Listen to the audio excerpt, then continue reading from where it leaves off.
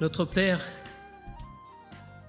ce matin, comme tout à nouveau, nous voulons te bénir, te louer, t'adorer, Père, parce que nous te reconnaissons, Seigneur, comme le Dieu 3 fois saint, comme le Dieu créateur, le Dieu éternel, mais en même temps, Seigneur, le Dieu de miséricorde, de compassion, le Dieu du pardon. Seigneur, c'est toi qui nous as rendus vivants en Jésus-Christ alors que nous étions morts dans nos fautes, dans nos péchés. Nous étions ignorants de ta grâce, éloignés de toi. Et Seigneur, tu es venu, tu nous as cherchés, tu nous as trouvés. Et tu nous as attirés, Seigneur. Tu as fait de nos vies des vies précieuses pour toi. Tu as donné un sens, une raison, une utilité à nos vies.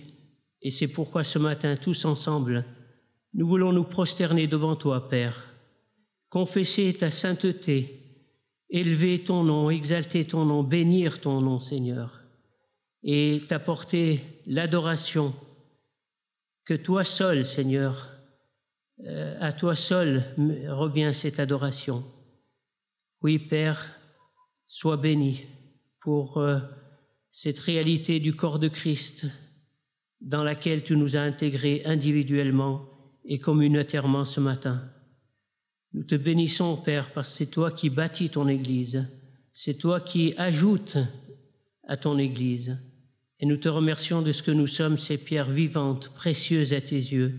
Nous te demandons que chacun de nous, Seigneur, trouve sa place dans cet édifice et qu'ensemble, ce matin, nous puissions témoigner non seulement de notre appartenance au Seigneur, mais aussi de notre consécration à notre Dieu. Père, nous te prions que tout ce qui sera dit et fait ce matin soit à ta gloire et à ta gloire seule. Ouvre nos cœurs, dispose nos cœurs, ouvre nos bouches, purifie nos sentiments, purifie, Seigneur, tout ce qui n'est pas propre à tes yeux. Pardonne, Seigneur, tout ce qui n'est pas juste et propre devant toi ce matin dans nos cœurs. Et nous te louons, Père, parce que nous avons cette liberté à tout moment de pouvoir nous approcher de toi, de te parler. Tu sais exactement ce dont nous avons besoin. Et nous te bénissons pour cette promesse de l'Écriture. Votre Père céleste sait de quoi vous avez besoin. Ne vous inquiétez de rien.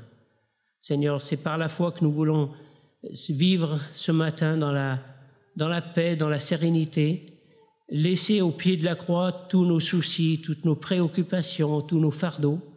Libère-nous, Seigneur, pour t'adorer ce matin, pour être vraiment en communion avec toi et entre nous, et que rien ne vienne gâcher, Seigneur, cette communion. Que tout soit dans ta main, Seigneur, que nos paroles, nos pensées, tout soit contrôlé et inspiré par l'Esprit de Dieu pour ta seule gloire. Merci, Père, pour l'amour de ton nom. Amen.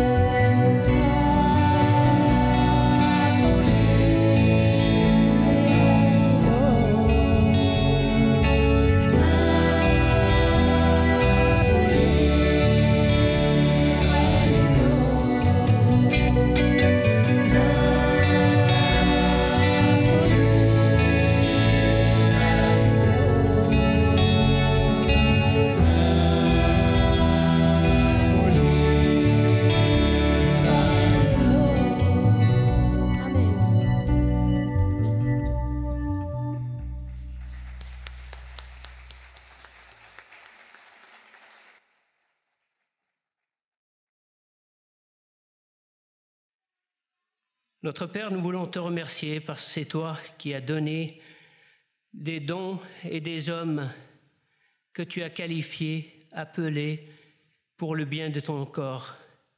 Et ce matin, nous voulons encore te bénir pour la présence de notre frère, pour le ministère que tu lui as accordé, pour les dons que tu lui as accordés. Seigneur, tu l'as déjà employé pour notre bien, pour notre bénédiction ces jours-ci, et nous te demandons qu'il en soit encore le cas ce matin. Que tu veuilles, Père, lui donner ta paix, l'inspirer dans ses pensées, dans son cœur, et que nous soyons tous, par ta grâce, à l'unisson et à ton écoute. Que toute la gloire t'en revienne. Au nom du Seigneur Jésus. Amen. Amen. L'Église est en marche. Le peuple de Dieu est en route. Exactement comme Abraham, nous marchons vers cette terre promise, vers notre cité céleste. Nous avons beaucoup parlé de l'Afrique du Nord. Mais notre route ne s'arrête pas ni au Maroc, ni en Algérie, ni en Tunisie, ni en Afrique du Nord. Notre route va au-delà. Nous sommes en route. Nous ne savons pas de quelles embûches sera jonchée notre route, mais nous savons que ces obstacles, ces embûches ne manqueront pas. Mais nous savons, avec certitude, du moins je l'espère, que rien ne pourra nous séparer de l'amour de Dieu, quels que soient les obstacles, quelles que soient les embûches. Lorsque j'étais jeune, cela fait bien longtemps, j'étais un grand espoir de l'athlétisme. Je remportais des victoires, je battais des records, je rêvais de participer aux Jeux Olympiques. J'avais en 68, vous voyez que ce n'est pas tout à fait récent, porté la flamme olympique. Vous voyez combien ma passion était grande.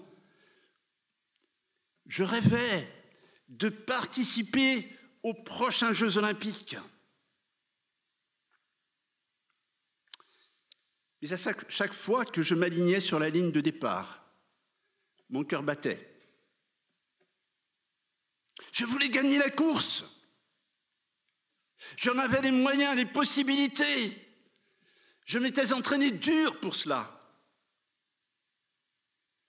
Mais à chaque fois que j'étais sur la ligne de départ, je n'étais jamais certain de remporter la victoire. Une défaillance, une chute. Un jour, le Seigneur m'a appelé à une autre course. Sa course à lui, la sienne. Aujourd'hui, je cours sa course, les yeux rivés sur Jésus-Christ.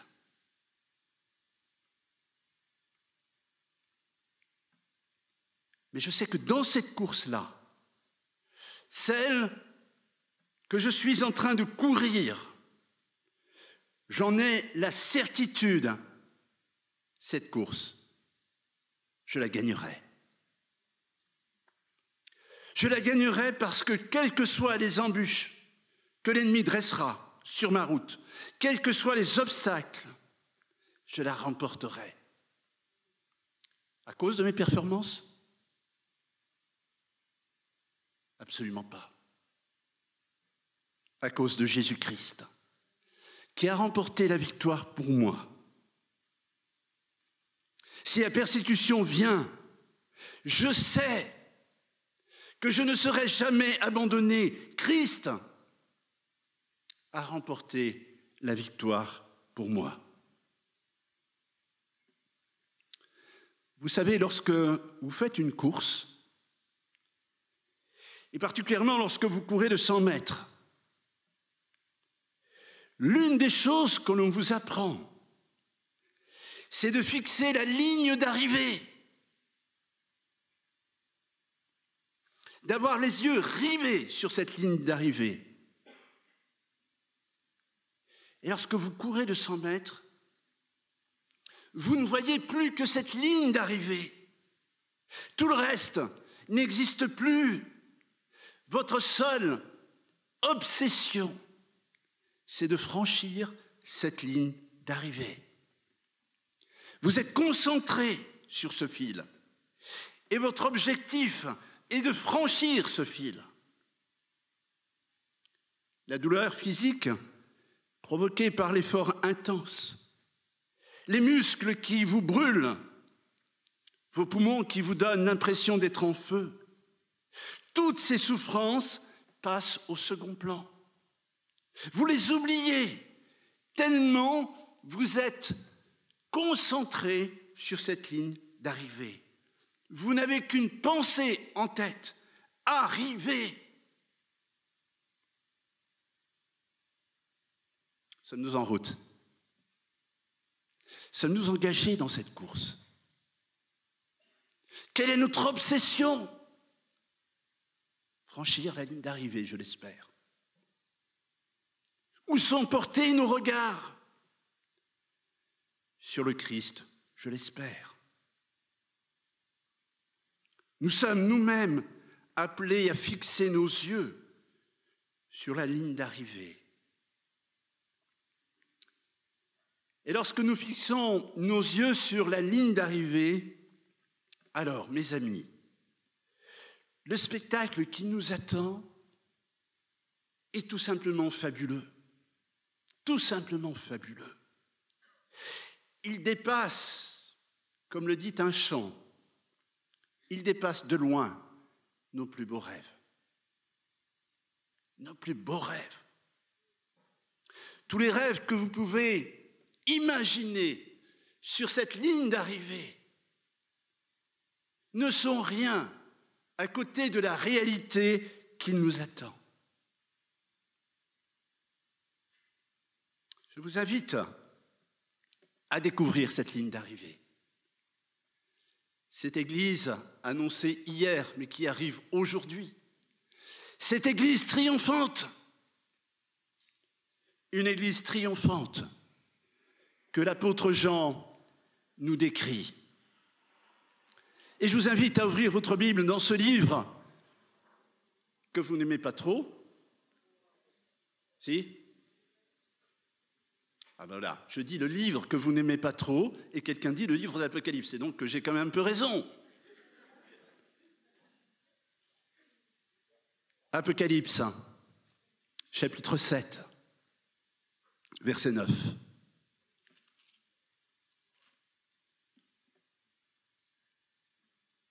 Prenez le temps à la lecture de savourer la qualité de cette ligne d'arrivée.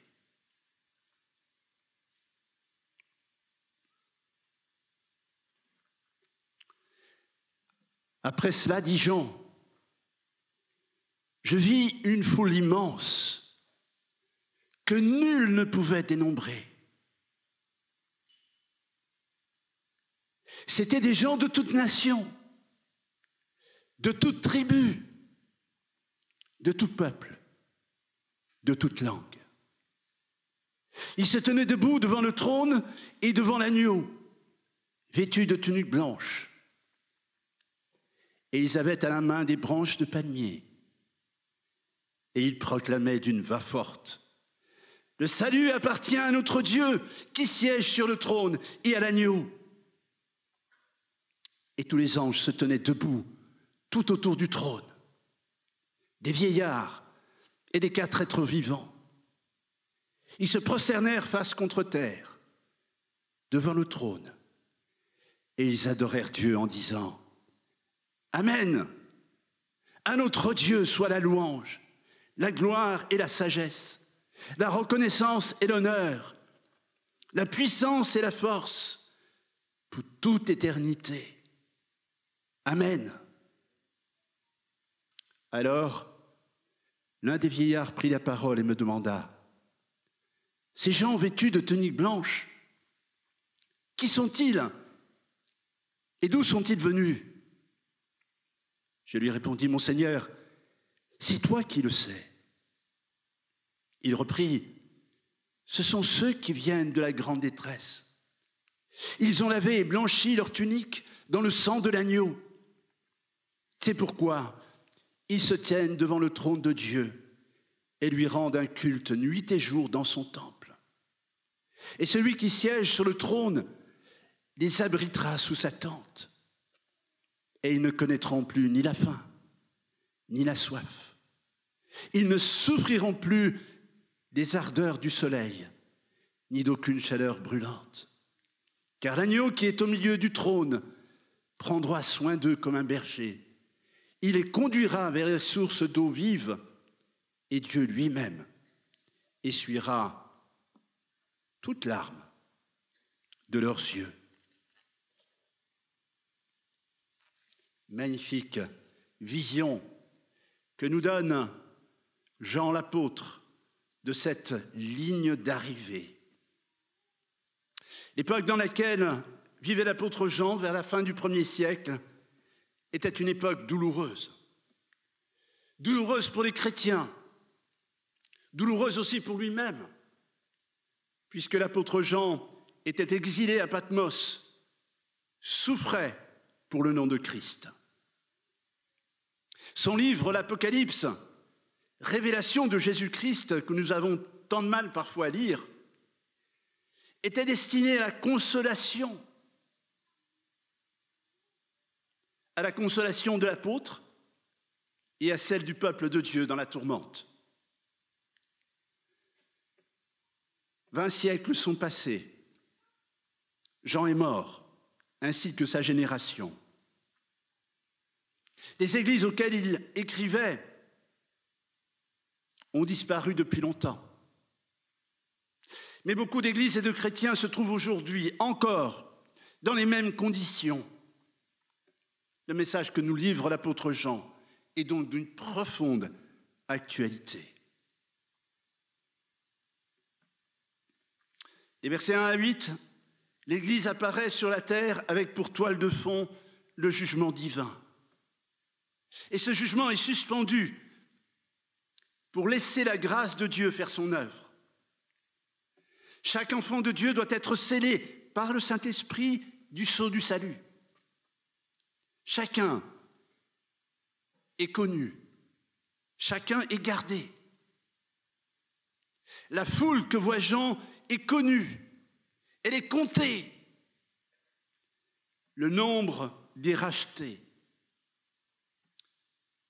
est symboliquement de 144 000. Dans la deuxième vision, Jean est transporté dans la présence même de Dieu, auprès duquel il découvre une autre multitude. Ce sont les versets 9 à 17. Une autre multitude dont le nombre ne lui est pas précisé et que lui-même ne peut pas compter. C'est une grande foule, une foule immense. Que fait-elle, cette foule? Elle sert Dieu. Elle loue Dieu. Elle adore Dieu. Et c'est un peuple consolé, un peuple qui jouit du repos. Et ces deux visions se complètent merveilleusement en représentant les deux états actuels d'une Église, dont une partie est actuellement sur la terre, en formation, dans la souffrance, et l'autre dans la présence de Dieu et de Jésus-Christ, son Seigneur et Sauveur. Nous nous arrêterons ce matin sur cette deuxième vision, qui a été le sujet de consolation de générations de chrétiens au cours de l'histoire de l'Église. Et nous nous poserons 3 questions. La première, qui constitue cette foule? La première chose que l'on peut constater et qui frappe particulièrement l'apôtre Jean, c'est l'immensité de la foule. l'immensité de la foule. Et cette immensité de la foule ne peut pas nous manquer de nous faire réfléchir sur l'extraordinaire développement du royaume de Dieu. Souvenez-vous, ce petit troupeau des débuts, ce petit troupeau de toujours, est devenu une immense foule, si grande qu'on ne peut pas la compter. Où sont les 120 disciples qui se sont réunis dans la chambre haute au moment de la Pentecôte? Le grain de sénévé, comme le dit Jésus, est devenu un arbre gigantesque. Nous avons besoin, nous qui avons peut-être une vision si rétrécie de l'Église, nous qui sommes peut-être un petit nombre à nous réunir, nous avons besoin d'avoir cette vision de l'Église sur la ligne d'arrivée. Car cette vision de la ligne d'arrivée est extraordinairement encourageante pour tous ceux qui ont travaillé par leur témoignage, dans des conditions difficiles, douloureuses, qui n'ont, au bout de décennies de labeur, réussi à réunir que quelques fidèles. Ces hommes, ces femmes, verront, lors du franchissement de la ligne d'arrivée, une vision qui dépassera toute leur espérance. Le peuple de Dieu, mes amis, est un peuple nombreux. C'est un peuple que l'on ne peut pas compter.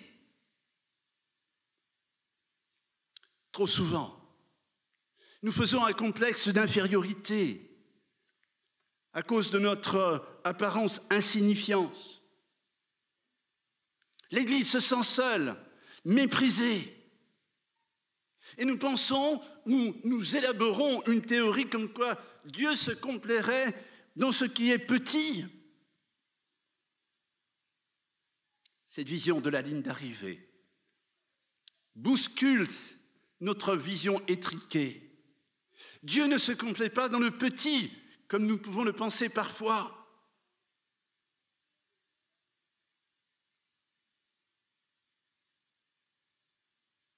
Souvenez-vous d'Élie. Il pensait qu'il était tout seul. Il pensait qu'il ne restait en Israël que quelques petits fidèles. Et Dieu va lui dire, lève les yeux. Regarde, il y a 7000 hommes que Dieu s'était réservés en Israël.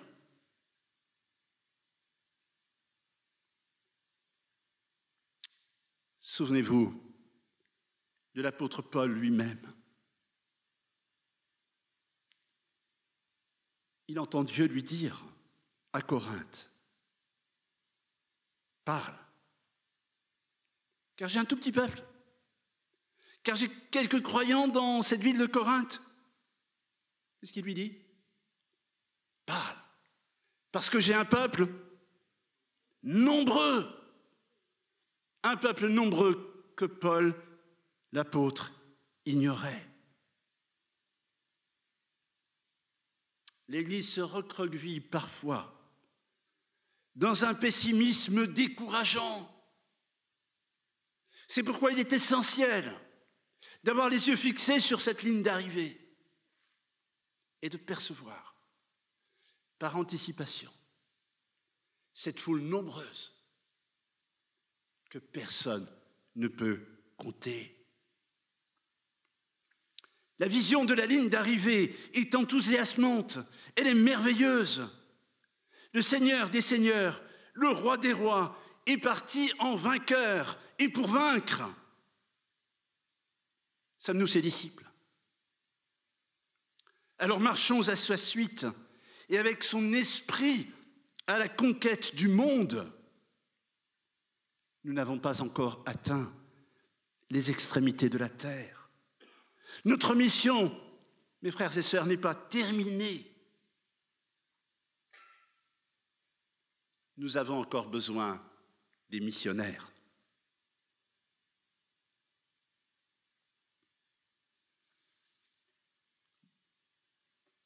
Ce qui constitue la foule, c'est donc l'immensité de cette foule. Mais ce qui frappe aussi, c'est la variété et la diversité de cette foule. C'est sa deuxième caractéristique.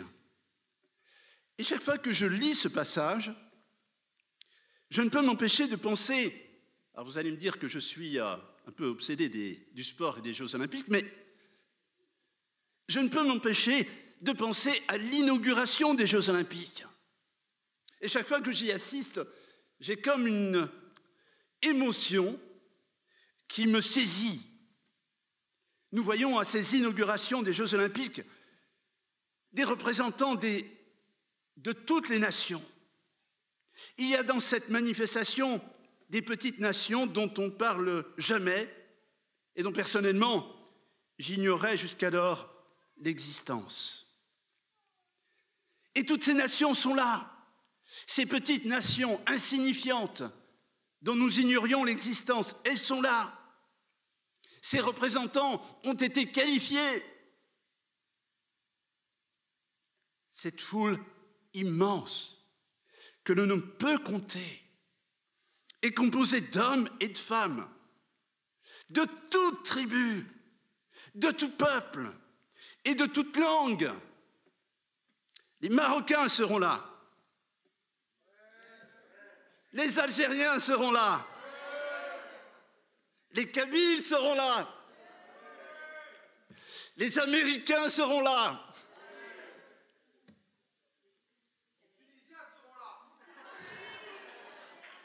Vive Tunis! Allez! Les Kurdes, les Français, les Suisses, les Hollandais. Oui!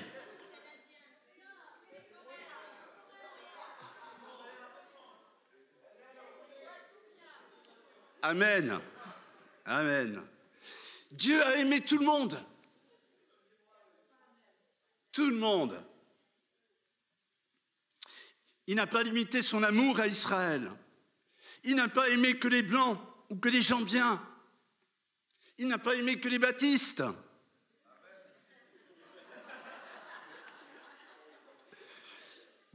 Il y a quelqu'un qui n'est pas baptiste ici. Mais je te rassure, tout le monde ne peut pas être parfait.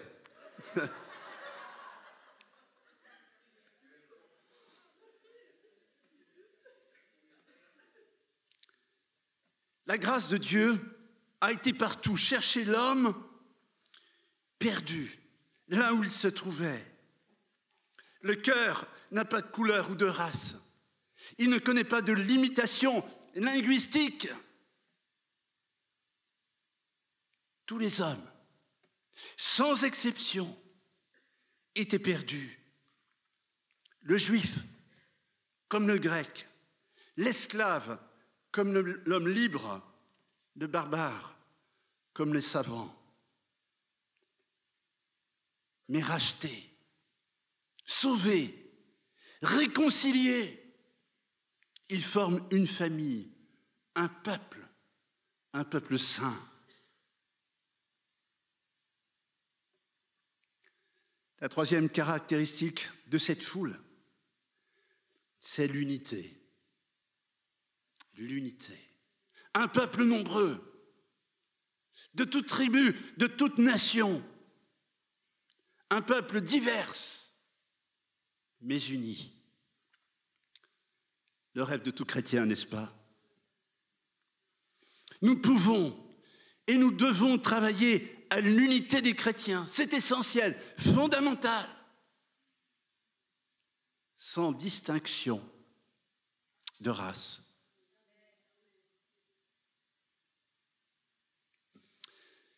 Je travaille dans une église qui est franco-suisse. Et il m'arrive parfois d'entendre des choses pas très sympathiques de la part des Suisses sur les Français. Ces Français qui travaillent que 35 heures.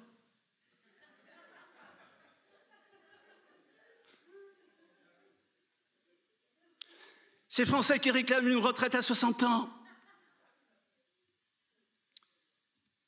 Ces Français qui bâclent le travail.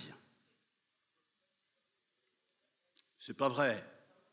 Mais bien sûr que non. Et puis j'entends des choses sur les Suisses.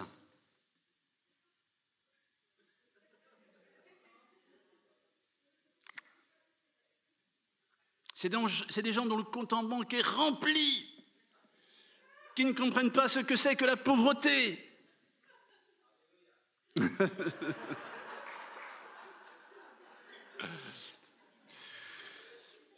Je doute que ça soit inspiré.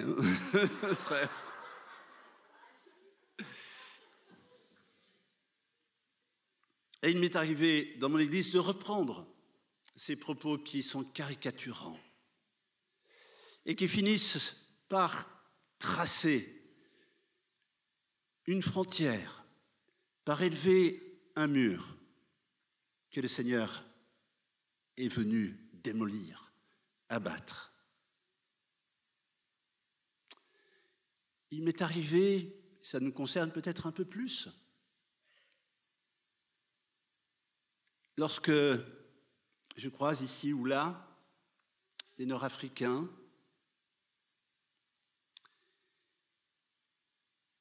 et la première chose, particulièrement chez les Algériens, je suis bien placé pour en parler. Alors, tu es arabe? Ah non, non, non, non, arabe, non, non, non, je suis kabyle. Comme si tout à coup le fait d'être arabe était une insulte. Je suis kabyle.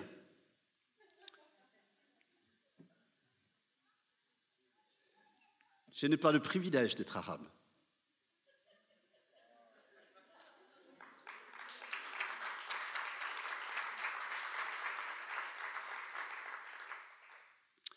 Lorsque je suis retourné en Algérie et que j'ai visité Tizi Ouzou, j'ai appris qu'on disait Tizi. Maintenant, ça fait très smart.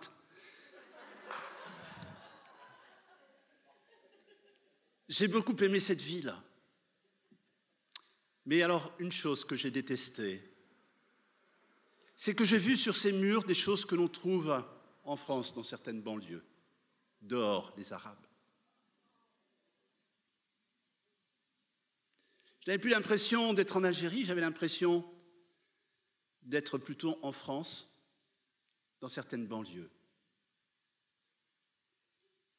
Terrible. Nous devons travailler à l'unité des chrétiens. Nous avons nos particularités, mais faisons de ces particularités une richesse et non une source de division. Il est évident que même si nous travaillons très fort à l'unité des chrétiens, elle restera toujours imparfaite, cette unité.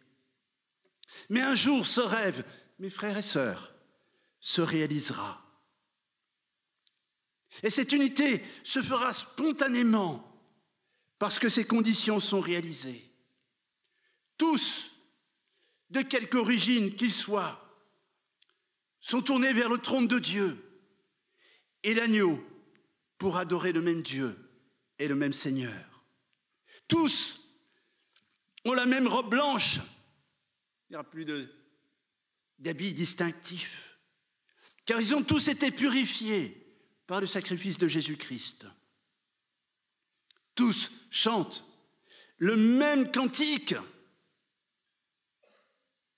Nous n'aurons pas besoin d'avoir une opération chirurgicale pour prononcer certaines syllabes. Nous chanterons tous le même cantique. Et ce cantique attribue à Dieu seul la grâce, le pardon, l'œuvre du salut. Il est certain que si les hommes réalisaient ici-bas et maintenant ces conditions, le problème de l'unité serait rapidement résolu. L'unité se manifeste spontanément entre ceux qui, par la foi en Jésus-Christ et grâce à son sacrifice, ont été pardonnés et purifiés de leurs péchés. Lorsqu'à Dieu seul, et non à l'homme et à ses œuvres, revient la gloire de ce salut, et lorsqu'enfin, tous les enfants de Dieu tournent leur regard vers le trône de Dieu, l'unité naît naturellement, sans menace, sans force, sans ruse. Par contre, il sera toujours impossible d'unir des hommes dont le péché, source de toutes les séparations, de toutes les divisions et de toutes les guerres, n'a pas été ôté, pardonné par Jésus-Christ. La deuxième question, d'où vient cette foule? C'est la question qui est posée à Jean. Ce sont ceux qui viennent de la grande tribulation. Jésus n'avait pas caché que ses disciples auraient des tribulations dans le monde. L'apôtre Paul ne peut que les confirmer. À Lystre, à Icône et à Antioche, il fortifia l'esprit des chrétiens, les exhortant à persévérer dans la foi et disant que c'est par beaucoup de tribulations qu'il nous faut entrer dans le royaume de Dieu. Jean a vécu cette tribulation. Il commence son livre de l'Apocalypse par ces mots: « Moi, Jean, votre frère, qui ai part avec vous à la tribulation et au royaume. » Par millions, au cours des 20 siècles de l'histoire de l'Église, les chrétiens ont payé de leur vie leur attachement à Jésus-Christ et à la vérité. Ils furent livrés au tourment, pourtant n'acceptèrent point de délivrance, afin d'obtenir une meilleure résurrection. Ils subirent les moqueries et le fouet, les chaînes et la prison. Ils furent lapidés, sciés, torturés. Ils moururent tués par l'épée. Ils allèrent çà et là, vêtus de peau de chèvre, dénués de tout, persécutés, maltraités. Eux, dont le monde n'était pas digne, errant dans le désert et les montagnes, dans les cavernes et les antres de la terre. Cette foule est composée de ces rachetés qui ont subi la persécution. Cependant, ne nous y trompons pas. Ce n'est pas le sang du martyr qui a lavé leur robe, qui les a sauvés, qui les a rendus justes. C'est une fois encore le sang de Jésus-Christ. La robe blanche dont ils sont vêtus n'est pas celle du martyr, mais celle de la parfaite justice de Christ. Personne n'a jamais pu se sauver lui-même. Personne n'a pu être juste aux yeux de Dieu. Tous ceux qui entourent le trône divin dans cette vision attribuent le salut à Dieu. Le salut est à notre Dieu, disent-ils.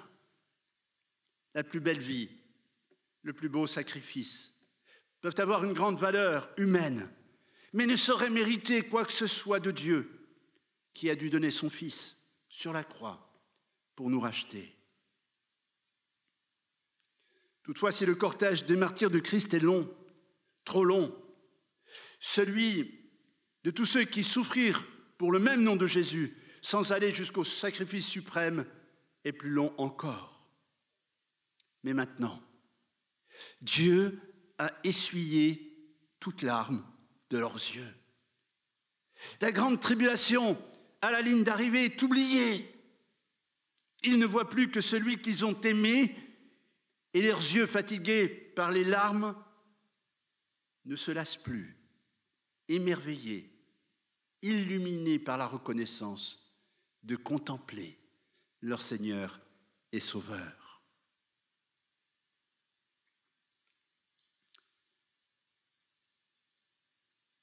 Quelle est la consolation de cette foule?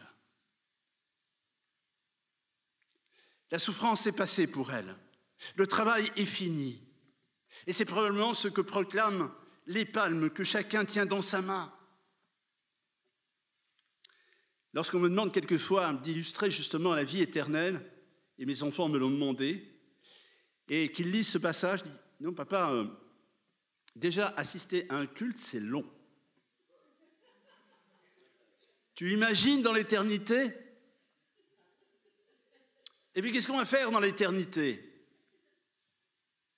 Chanter un cantique Il doit y avoir un certain nombre de strophes de ce cantique pour... Et puis agiter ses palmes. Vous voyez, pour les jeunes qui aiment bouger, qui aiment... Voilà. Chanter, c'est bien sûr symbolique, évidemment. Les palmes que tiennent ces hommes et ces femmes dans les mains, ce sont les palmes de la fête des tabernacles. Cette fête était la dernière fête et la plus joyeuse de l'année juive. Elle était célébrée au mois d'octobre lorsque tout le travail de l'année était terminé et que la moisson et le vin étaient rentrés. Qu'est-ce que veut nous dire Jean ? La souffrance est terminée. La reconnaissance et la louange remplissent le cœur du chrétien.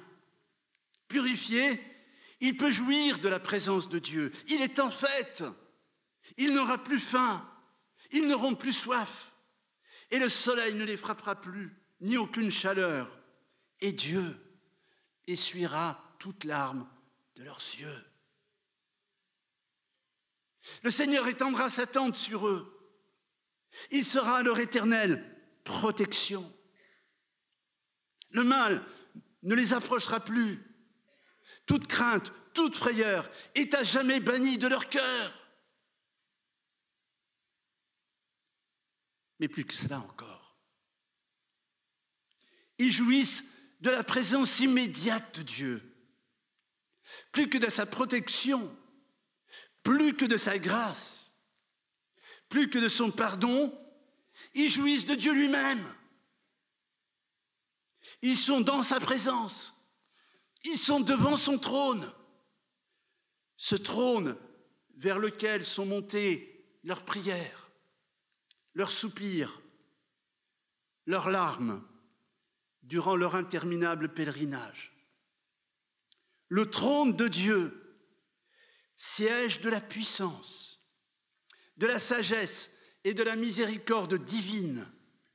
Le trône de Dieu, jusque-là environné des plus épais mystères, est là devant leurs yeux. Et ils se prosternent pour adorer. Et puis ils aperçoivent l'agneau. Lui, le sujet de leur espérance. Lui, le sujet de leur joie, de leur paix, de leur salut, de leur vie. Lui, qui les a aimés jusqu'à la mort.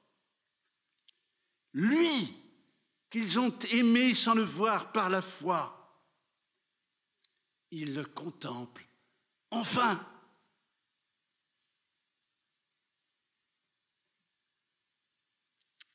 il restera toujours sous la forme de l'agneau du sacrifice, au milieu de la félicité céleste. Rappel du prix de leur rachat, inspiration de leur cantique et de leur service. Et ils vont le suivre vers les sources mêmes des eaux de la vie, dans une parfaite communion et dans un perpétuel et infatigable service. Jour et nuit, ils le servent. Ici-bas, notre communion est voilée ou rompue par le péché qui trop souvent assombrit notre vie. À nos chants de joie se mêlent trop souvent nos larmes, nos regrets et nos craintes. Et trop souvent encore, l'amour et le zèle font défaut dans notre service. La lassitude ou le découragement stérilisent notre service.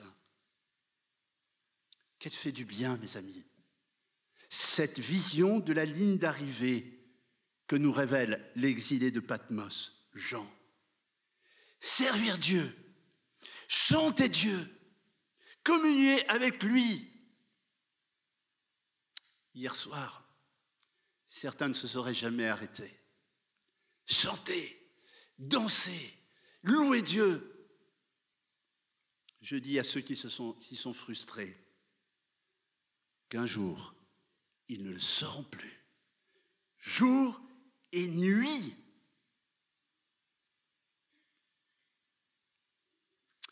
Comme le disait l'apôtre Paul, les souffrances du temps présent, la tribulation d'ici-bas ne peuvent être comparées à la gloire à venir. Toute la création soupire et souffre les douleurs de l'enfantement. Et nous aussi, qui avons les prémices de l'esprit, nous soupirons en nous-mêmes en attendant la rédemption de notre cœur, de notre corps. Oui, cette espérance, nous la possédons comme une ancre de l'âme, sûre et solide, là où Jésus est entré pour nous comme précurseur. Et nous pouvons nous unir à ceux qui nous ont précédés dans la gloire pour adorer et chanter avec eux. Le salut est à notre Dieu qui est assis sur le trône et à l'agneau. Louange, gloire, sagesse, reconnaissance, honneur, puissance et force soit à notre Dieu au siècle des siècles. Amen. Nous sommes en route. Gardons les yeux fixés sur cette ligne d'arrivée. Amen.